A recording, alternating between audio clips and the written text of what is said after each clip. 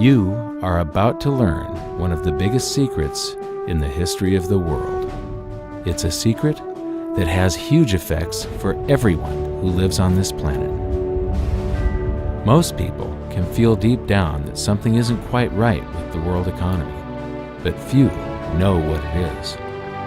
Gone are the days where a family can survive on just one paycheck. Every day it seems things are more and more out of control, yet only 1 in a million understand why.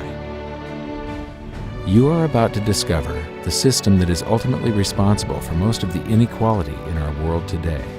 The powers that be do not want you to know about this, as this system is what has kept them at the top of the financial food chain for the last 100 years. Learning this will change your life because it'll change the choices that you make. If enough people learn it, it'll change the world because it'll change the system. For this is the biggest hidden secret of money. Never in human history have so many been plundered by so few, and it's all accomplished through this, the biggest scam in the history of mankind.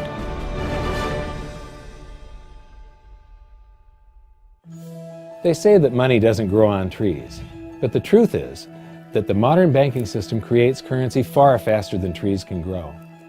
Most people don't have a clue how currency is created. Economists and bankers make it sound so complex that people think they can't understand it. But I'm going to strip our monetary system down to its essence so that you can see the scam behind the curtain and just how it affects you. Every modern society creates currency in pretty much the same way. But since the US dollar is the majority of the world's currency, I'm going to use the United States as our example. It all starts when some politician says, "Vote for me and I'll make sure the government provides you more free stuff than my opponent will." But there's no such thing as a free lunch. So to provide that supposedly free stuff, the politicians vote for the country to spend more than its income. This is called deficit spending. To pay for that deficit spending, the Treasury borrows currency by issuing a bond. So what's a bond? If you think about it, a bond is really nothing but a glorified IOU. It's a pretty piece of paper with numbers printed on it that says, "Loan me $1 trillion today, and I promise over a 10-year period I'm going to pay you back that $1 trillion plus interest." But what you need to understand is that Treasury bonds are our national debt. These glorified IOUs are to be paid back by you and I and our descendants through future taxation. Therefore, when the government issues a bond, it steals prosperity out of the future so that it can spend it today. The Treasury then holds a bond auction, and the world's largest banks show up and compete to buy part of our national debt and make a profit on it by earning interest. You'll notice that as we move through this process, the big banks are there, taking a cut every step of the way. This isn't by chance, as you'll see shortly. Then, through a shell game called open market operations, the banks get to sell some of those bonds to the Federal Reserve at a profit. To pay for the bonds, the Federal Reserve opens up its big old checkbook and writes bad, bogus, counterfeit checks that should bounce because they're drawn on an account that always has a zero balance. There isn't 1 penny in there. To quote from the Boston Federal Reserve, "When you or I write a check, there must be sufficient funds in our account to cover that check. But when the Federal Reserve writes a check, there is no bank deposit on which that check is drawn. When the Federal Reserve writes a check, it is creating money." The Fed then hands those checks to the banks, and at this point, currency springs into existence. The banks then take that currency and buy more bonds at the next Treasury auction. But what is a check? A check is also an IOU. When you write a check, you're making a note that says, "Here's my IOU for cash. All you have to do is go to the bank and pick it up." Now, it's very, very important that you understand this process because we're going to come back later and show you the devastating effect this has on you. The Treasury issues IOUs, bonds. The banks then buy those IOUs with currency. The Federal Reserve then writes IOUs, checks, and hands them to the banks in exchange for the Treasury's IOUs, the bonds. And currency is created. So what's really happening is the Federal Reserve and the Treasury are just swapping IOUs, using the banks as middlemen, and abracadabra, presto, currency magically springs into existence. This process repeats and repeats over and over again, enriching the banks and indebting the public by raising the national debt. The end result is that there's a buildup of bonds at the Federal Reserve and currency at the Treasury. This process is also where all paper currency comes from. The Federal Reserve and the government mistakenly call it base money because they didn't watch episode 1 of this series and they don't know the difference between money and currency. But I will correctly refer to it as base currency because it is not money. It is currency, and as we've learned, there is a big difference. Money has to be a store of value and maintain its purchasing power over long periods of time. We learned in episode 1 that earlier in our history, our paper currency was just a claim check. It was a representation for real money of intrinsic value, the gold and silver that was held on deposit at the Treasury. You could walk into any bank and slap your currency, like say a $20 bill, on the counter and redeem it for real money, a $20 gold piece. But now, this base currency that's piling up back here is really nothing but a receipt or a claim check on an IOU, that bond. So it's really nothing but a supply of numbers. The Treasury then deposits the newly created currency into the various branches of the government, and the politicians say, "Hey, thanks for that." And the government does some deficit spending on public works, social programs, and war. The government employees, contractors, and soldiers then deposit their pay in the banks. Now, this may come as a shock to you, but when you deposit your currency with the bank, you're not actually depositing it into an account to be safely held in trust for you. Instead, you're actually loaning the bank your currency, and within certain legal limits, they can do with it pretty much anything they please. This includes gambling in the stock market and loaning it out, at a profit, of course. Now this is where the machine of currency creation really gets cranking, because this is where something called fractional reserve lending comes into play. Fractional reserve lending is exactly what it says. The banks are allowed to reserve only a fraction of your deposit and loan the rest out. Although reserve ratios may vary, I'm going to use a 10% reserve ratio as our example.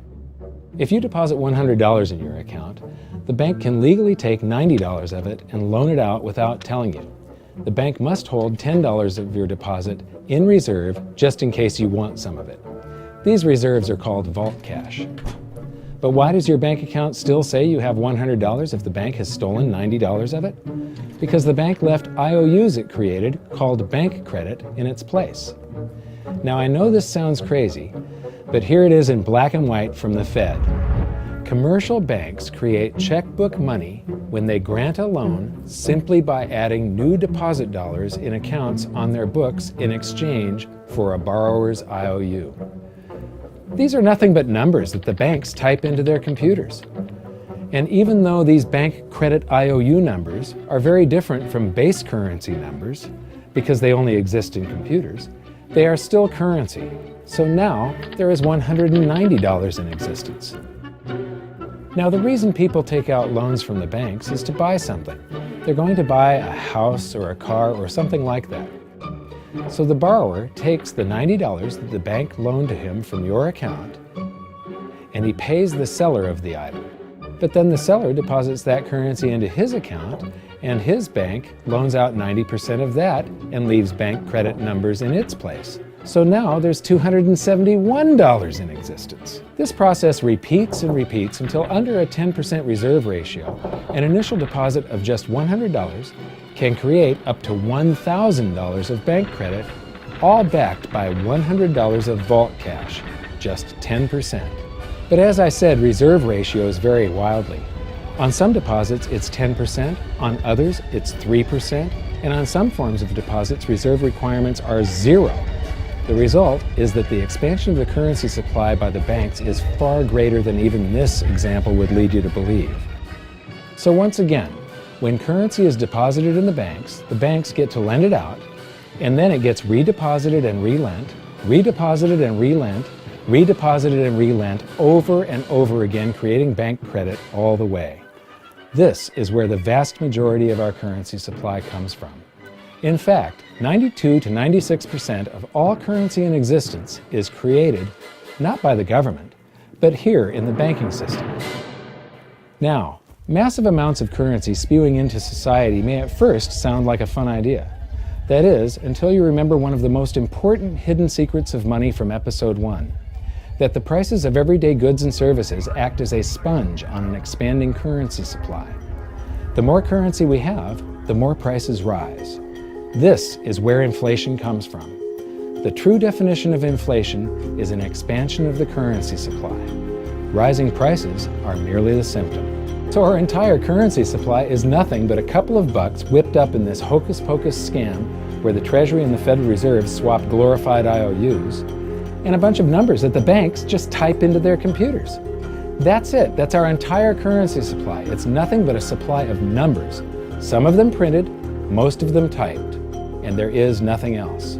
But if you thought that was crazy, get ready to enter the twilight zone of modern economics. We work for some of that currency supply. True wealth is your time, but we trade away moments of our lives, hour by hour, day by day, and year by year, for numbers that somebody printed on pieces of paper or just typed into a computer. Now those numbers represent our blood, sweat, tears, labor, ideas, and talent. We are what gives the currency its value. But here comes the really cruel joke. We work hard so that we can save some of that currency, so that we can pay the tax collector. In the United States, it's known as the IRS. They then turn it over to the Treasury so that the Treasury can pay the principal plus interest on that bond that the Federal Reserve bought with a check drawn on an account that has nothing in it. Now let's do a recap on this section, because this is where the system begins to rob you and I on a massive scale. Much of our taxes are not used for schools, roads, and public services, but to pay interest on bonds that the Federal Reserve bought with a check drawn on an account that has nothing in it. The Federal Reserve is committing fraud. But here's one of the biggest secrets of them all. Before the establishment of the Federal Reserve, there was no need for personal income tax. The Federal Reserve was created in 1913, and that very same year, the Constitution was amended to allow income tax. Do you really think this was just a coincidence? Ask yourself how much income tax you've paid over your lifetime. Much of it has been silently siphoned away into the hands of those who own the system. Yes, this system has owners. Who they are is an even bigger secret that we'll get to shortly. But first, we need to understand the mumbo-jumbo of the so-called debt ceiling. It's all based on a huge paradox. There was interest due on that bond, and there was interest due on every one of those loans that the banks made. That means that there is interest due on every dollar in existence. Let me ask you something. If you borrow the very first dollar into existence, and that's the only dollar that exists on the planet, but you promise to pay it back plus another dollar's worth of interest, where do you get the second dollar to pay the interest? The answer is that you have to borrow that one into existence and promise to pay it back with interest as well. So now there are $2 in existence, but you owe $4, and so on and so on. The result is there's never enough currency to pay the debt. There is always more debt in the system than there is currency in existence to pay the debt. Therefore, the whole system is impossible. It is finite. It will come to an end one day. What would happen if the government stopped borrowing to do deficit spending? Are the payments on those treasury bonds going to stop? What would happen if the public stopped borrowing and going deeper into debt? Are your house and car payments going to stop? No. There is a payment due every month on the principal plus the interest on every dollar in existence, and those payments do not stop. If we stop borrowing, then no new currency is created to replace the currency that we used to make those payments. Whether you're making a payment on a loan or paying tax to make a payment on a bond, the portion of the payment that goes to pay off the principal extinguishes that portion of the debt. But the debt also extinguishes the currency. Currency and debt are like matter and antimatter. When they meet, they annihilate each other. If we just pay off the principal only on all the loans and bonds that exist, the entire currency supply just vanishes. So if we don't go deeper into debt every year, look what happens. The whole thing goes into a deflationary collapse under the weight of those payments. Politicians and pundits alike talk about balancing the budget, paying down the debt, and living within our means. They don't understand that that is deflationary. It is impossible to do under our current monetary system without collapsing the whole economy. This is why any talk of a debt ceiling is not only ridiculous, it's delusional. The system is designed to require ever-increasing levels of debt just to continue. And that's why politicians will always kick the can down the road and raise this so-called debt ceiling over and over again until the whole system finally collapses under its own weight. In other words, they don't want it to collapse on their watch. The Founding Fathers of the United States knew the dangers of central banking and fought to free themselves from this very thing. The Revolutionary War started out as a tax revolt, but now we must pay tax just to have a monetary system. Having just suffered through the hyperinflation of the continental dollar, which was printed into oblivion to finance the Revolutionary War, they understood the dangers of fiat currency and debt-based monetary systems. So to protect future generations from institutional theft and out-of-control government, they wrote into the Constitution that only gold and silver can be money for the simple fact that you can't print them.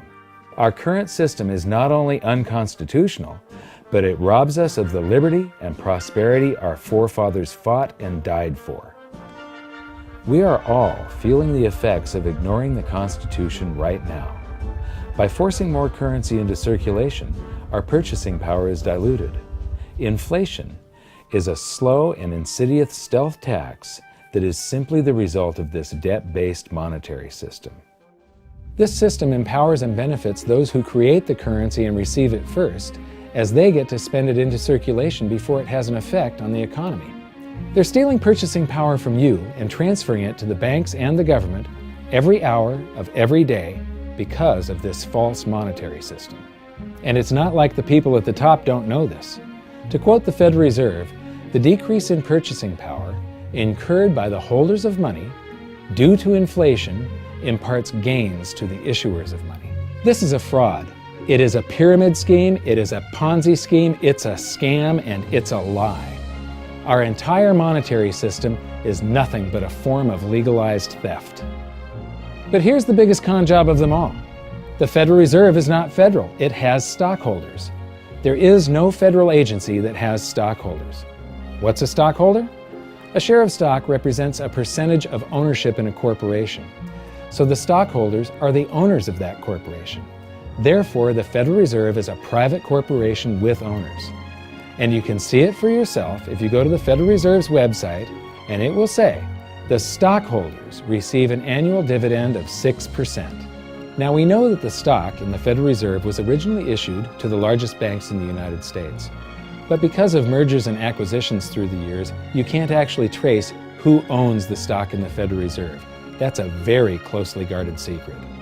My guess would be that the owners are those primary dealers, the banks that get to make a profit by selling part of our national debt, those bonds, to the Federal Reserve, who buys them with a check from nothing. Then we pay tax to pay the principal and the interest on those bonds so that the Federal Reserve can pay the banks a 6% dividend. Don't be alarmed if you don't quite comprehend the deception of this system at first glance. Very few people do. It is purposely complex. The economist John Maynard Keynes once wrote, "By this means, government may secretly and unobserved confiscate the wealth of the people, and not one man in a million will detect the theft." I believe that presented correctly, anyone can understand this system, regardless of how complex it is. So let's do a recap and break it down even more. The way the system works is that, step 1, the government creates glorified IOUs. These bonds increase our national debt and put the public on the hook to pay it back. Step 2, IOUs are swapped to create currency. The Treasury sells the bonds to the banks. The banks then turn around and sell our national debt at a profit to the Federal Reserve, which they probably own. The Federal Reserve then opens its checkbook that doesn't have a penny in it and buys those IOUs with IOUs that it writes, checks, on a checking account that has a zero balance. Then they give those checks to the banks and currency just springs into existence, and then the whole process repeats.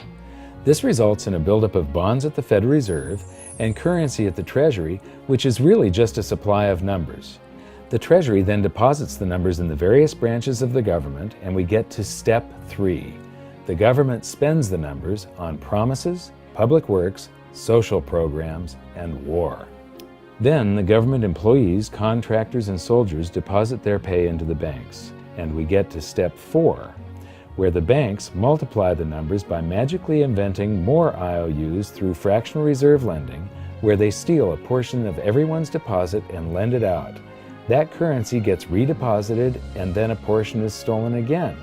And the process repeats over and over, magnifying the currency supply exponentially. Then we work for some of those numbers, which brings us to step 5, where our numbers are taxed. We pay tax to the IRS, who then turns our numbers over to the Treasury, so the Treasury can pay the principal plus the interest on bonds that were purchased by the Federal Reserve with a check from nothing. Then we get to step 6, the debt ceiling delusion.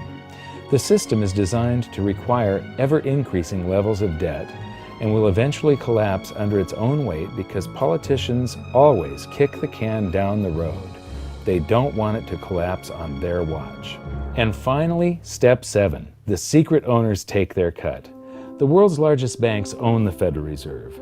Those banks make a profit selling our national debt to the Fed. They make a profit when the Fed pays them interest on the reserves held at the Fed, and the Fed pays them a 6% dividend on their ownership of the Fed. This system is fundamentally evil. It funnels wealth from the working population to the government and the banking sector. It is the cause of the artificial booms and busts of modern economies, and it causes great disparity of wealth between the rich and the working class. And it is only possible because we no longer use real money, we use currency. But worst of all, it is a form of enslavement. Bond is the root word of bondage. Whenever a government issues a bond, it is a promise to make us pay tax in the future. Nobody asked you if you wanted to pay tax today for the prosperity we all enjoyed in the last century. Nobody is asking our children if they want to work hard in the future to pay for the prosperity we're enjoying now. George Washington once wrote to James Madison, "No generation has the right to contract debts greater than can be paid off during the course of its own existence." By stealing prosperity from tomorrow so we can spend it today, we enslave ourselves and future generations. Now this all sounds pretty bad, but there is great hope, for you are the greatest threat to this false monetary system. This system relies on the public being ignorant of its workings. Please share this knowledge with everyone you know, because an informed public that fully understands the system can build a better future for generations to come. And now I leave you with this quote, widely attributed to a former director of the Bank of England. "The modern banking system manufactures money out of nothing. The process is perhaps the most astounding piece of sleight of hand that was ever invented. Banking was conceived in inequity and born in sin. Bankers own the earth. Take it away from them, but leave them the power to create money and control credit, and with the flick of a pen, they will create enough money to buy it back again. But if you want to continue as the slaves of bankers and pay the cost of your own slavery, let them continue to create money and to control credit." This is the Federal Reserve in Washington, D.C. It's located on Constitution Street, and that is just as much of a joke as the New York Fed being located on Liberty Street. Both of them are unconstitutional, both of them limit our liberty, and they transfer wealth away from us every second of every day to the Federal Reserve, to the government, and to the banking sector. You are now among the 1 in a million who can detect the theft of your prosperity. So the big question is, what can you do about it? 1. Watch this video until you can describe and teach it to others. Those who understand this system can make preparations for its unavoidable collapse and protect themselves. History shows that those who don't will probably be wiped out. 2. Share this video with everyone, especially those you care about. All it takes is a mouse click or two to get this message in front of millions. Post this video on Facebook, tweet it, email it to loved ones. Please share it wherever you can. 3. Join the conversation. The current world monetary system is based on a 300-year-old design meant to enrich a few at the expense of the many. There must be a better way. At hiddensecretsofmoney.com, we've created an open-source platform for the design and development of a new world monetary system. We're calling on every economist, every student, every college, every bright mind, and anyone who cares to join the discussion. In educating ourselves and each other, we can prevent the further loss of our freedoms and maybe, just maybe, win some of them back.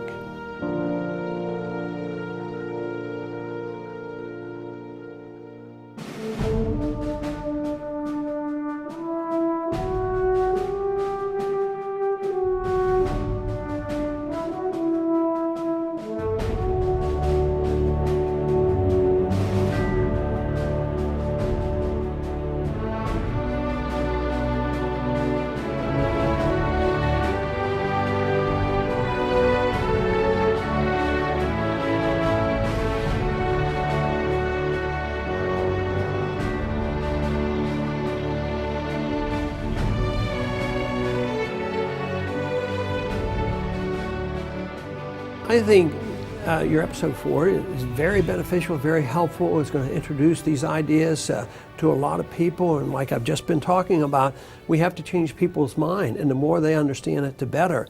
And I think we're at this point now where more people in the last several years, 4 or 5 years, have thought about the Fed than they ever have in the previous 95 years. So I think an explanation and diagrams to show it is very helpful, because quite frankly, they're not going to get it in their grade school. They're not going to get it in their high schools. They're not going to get it in college unless they're in a very rare circumstance to understand how this works.